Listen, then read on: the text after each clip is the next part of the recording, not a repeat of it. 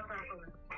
5 отбасы Қызылшарық ауылынан әлеуметтік көмекке құжаттарын өткізді. О жерде 19 отбасы ғой деймін, мен қателеспесем, 2 жылдың ішінде 19 үй өртенген деген ақпарат келді маған.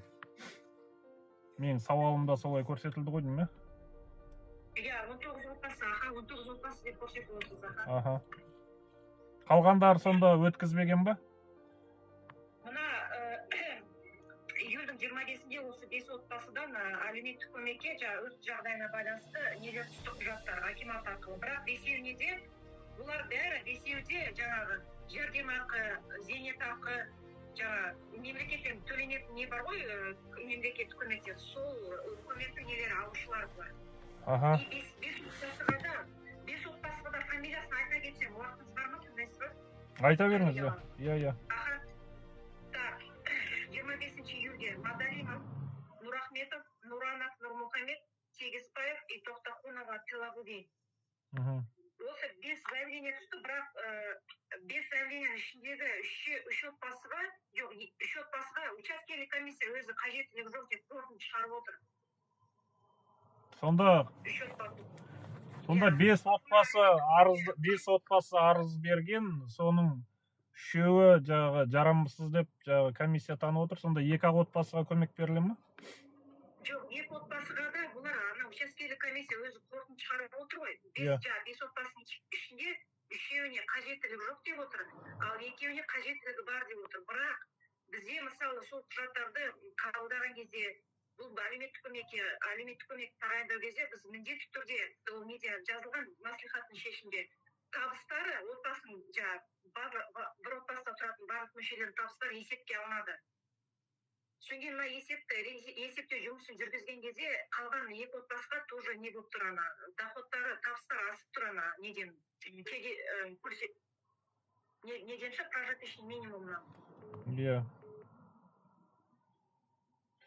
Сонда қалған 19 отбасы, 5-е 14 отбасын қалай сіздер ешқандай мониторинг жүргізбедіңіздер ме? 14 отбасыда не түскен жоқ бізге өтініш. Тек қана осы 5 отбасы, мен атап кеттім ғой фамилияларын. Осылар ғана не өткізді өтініш.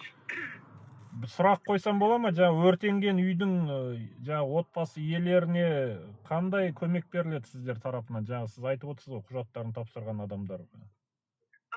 Қандай көлемде беріледі дегенім ғой, олар бүкіл үйінен айырылып отыр ғой, мүлкінен айырылып отыр деген сияқты. Өрт салдарынан зардап шеккен отбасыға мәслихат шешіміне сәйкес 400 мрп көлемінде бір жолға әлеуметтік көмек төленеді, егер де табыстары күнкөріс деңгейінен аспаған жағдайда. А бұл 5 отбасының бәрі табыстары күнкөріс деңгейінен асып тұр табыстары. Түсіндім. Бір есептік көрсеткіш қанша қазір, айлық есептік көрсеткіш? Есептік көрсеткіш қазір биылғы 3.932 теңге, оны егер 400-ге көбейтсек, ол 1.572 теңге болады. 400-ге көбейтсек, бір отбасы. Мөлшері. Жаңағы 2 отбасы құжат тапсырған сондай көлемде ақшасын ала ма, сол көмек ала ма? Алмайды олар, өйткені бұлардың табыстары уже чертадан асып тұр. Сонда өткізген 5 отбасының да табысы асып тұр, ешқайсысына көмек берілмейді?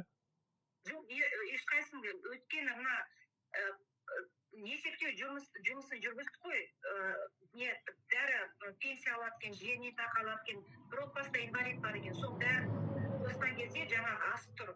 Одан кейін бізде арнайы комиссия жұмыс жасайды бізде ауданда. Осы не бойынша мұқтаж азаматтарға жекелеген санаттарына әлеуметтік көмек тағайындау деген. Арнайы комиссия несі отырысы жүргізілді. Комиссия құрамына кімдер кіреді екен, білгісек бола ма? Кім кіреді? Иә. Біздің аудандық әкімнің орынбасары Ерболат Сарабекович. Потом біздің бастығымыз юрист, біздің әкімдіктің. Одан кейін МЧС өкілі, жаңағы неден білім саласынан өкілі, экономика бөлімінің маманы и хатшы мен Баймолдина Мереке. Сонда 1, 2, 3, 4, 7 адам ғой, 7 адам.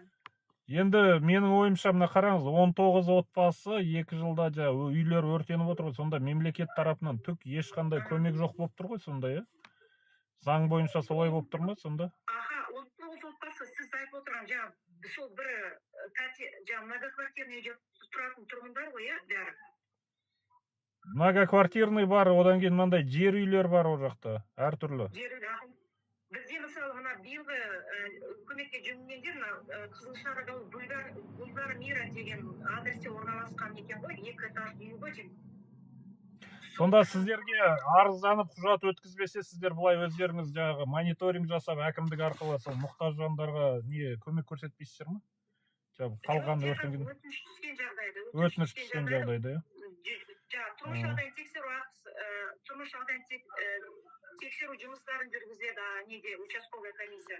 Я мен сол бойынша енді жаңағы халық наразылығын білдіріп жатыр ғой, шағымданып жатыр. Мен осы бойынша қазір мына аудио жазба жүргізіп отырмын. Мен халыққа есеп беруім керекпін.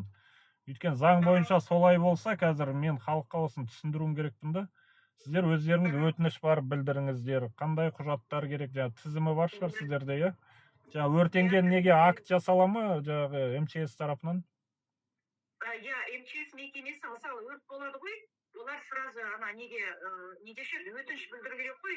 Олар МЧС мекемесі оларға не береді мынандай анықтама. Действительно мынандай адресте өрт болды, өрттің себебі, не бар еще акт. В общем, өрт неден болды, сол салдарын нетеді, зерттейді олар. Соған қоса жаңа анықтама қоса акт береді, акт осындай адресте өрт шықты дегендей. Қажетті құжатташы, сол фактіні растайтын құжат керек бізге. Одан кейін отбасының жаңағы барлық мүшелерінің бір отбасыда тұратын табыстары сол тоже есепке алынады. Міндетті түрде сол алынады. Түсінікті. Жақсы, рахмет. Өте құнды ақпарат бердіңіз. Ресми жауап осылай бересіздер маған, қағаз жүзінде? Ресми. Сіз сұрайыншы тағы, сіз мына Қызылшарық деген не бар ғой, ауылдағы көп пәтерлі үйде басқа тұрғындар шағым жасап жатыр ғой сонда. Иә. Бірақ мысалы біз ана арнайы комиссия отырыстарын жүргіземіз ғой. Сол кезде МЧС-тің жаңа өкілі айтады, көбінесе мына өрт жағдайына өздері жаңа тұрғындар өзі кінәлі деп. Потому что қарапайым не дешеді, қауіпсіздік шараларын сақтамайды, сөйтіп айтты бізге. Сол мен тұрғындардан сұрағам, не себепті соншама көп үй өртенді бұл ауылда деп, 19 үй деген сұмдық қой. Мүмкін электр, проводтар дұрыс емес пе екен деген сияқты. Соны енді зерттеу бойынша енді мен осы МЧС-қа да жаңағы төтенше жағдай департаментіне де сауал жібергем. Олар да өздерінің ресми жауабын бере жатар. Сол несін себептерін анықтауымыз керек. Сол электр проводкалары болса, оның бәрін енді ретке келтіру керек деп ойлаймын. Адамдардың өз қауіпсіздігі ғой оның бәрі. Ал мына Қызылшарық ауылында болған өрт жағдайы бар ғой, ол жақта мен не бойынша ана жаңа сол үйдің тұрғынының несі жаңа қателігі үшін болған екен ғой сол өрт. Бір қауіпсіздік шараларды сақтамаған екен сондай в общем. Енді оны ол жаңағы төтенше жағдай департамент өздері ресми жауабын берер ол жақта. Күтеміз. Жақсы, рахмет ақпаратыңызға. Дұрыс болды, рахмет аха. Сау болыңыз. Сұрақ жоқ. Байланысқа шыққаныңызға рахмет. Жақсы, сау болыңыз. Сау болыңыз.